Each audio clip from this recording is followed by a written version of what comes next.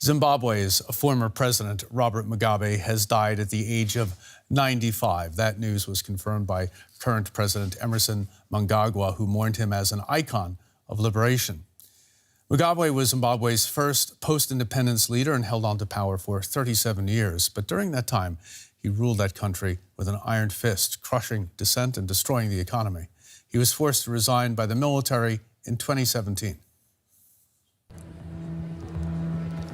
Robert Mugabe's political career began in the 1960s with the formation of a radical anti-colonialist movement dedicated to fighting white minority rule.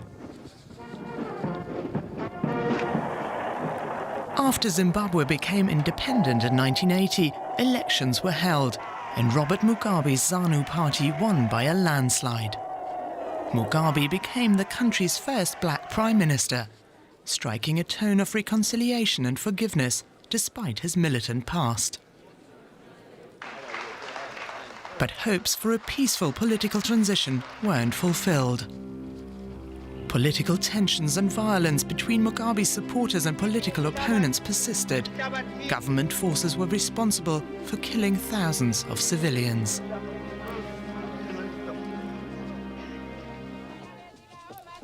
During the 1980s and early 90s, Mugabe was a welcome guest around the world.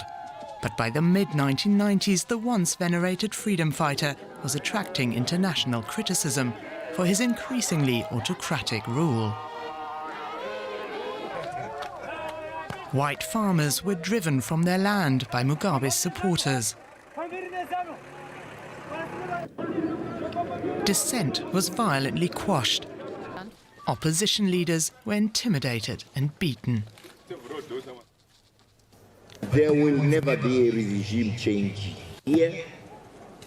There will always be the people of Zimbabwe in control. But the people of Zimbabwe suffered under his rule.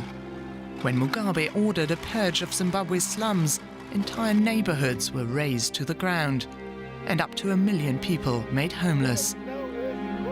Economically, Mugabe ruined Zimbabwe, a country that had once been Africa's breadbasket.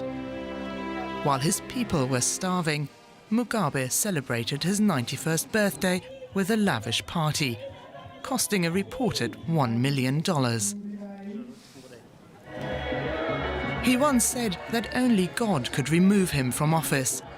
But in the end, Robert Mugabe's insatiable will to power proved his undoing. After firing his vice president, Emmerson Mnangagwa, to install his wife, Grace, as his second-in-command, the military intervened. Good morning, Zimbabwe. In a de facto coup, they placed Mugabe under house arrest. After 37 years in power, he was forced to step down, sparking celebrations in the streets of Harare.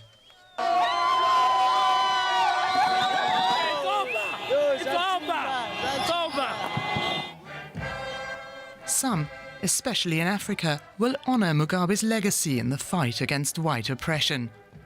But many around the world will remember him as the continent's most notorious dictator. Let's go straight to Zimbabwe now for the very latest. We're joined by journalist Columbus Mavhunga. Good morning to you, Columbus. How's Mugabe's death being received where you are? I think it's too early to really see how people are reacting. But on social media, there are mixed feelings. Some saying a hero is gone, some saying a former dictator is gone. You know how he ruled the country over 37 years.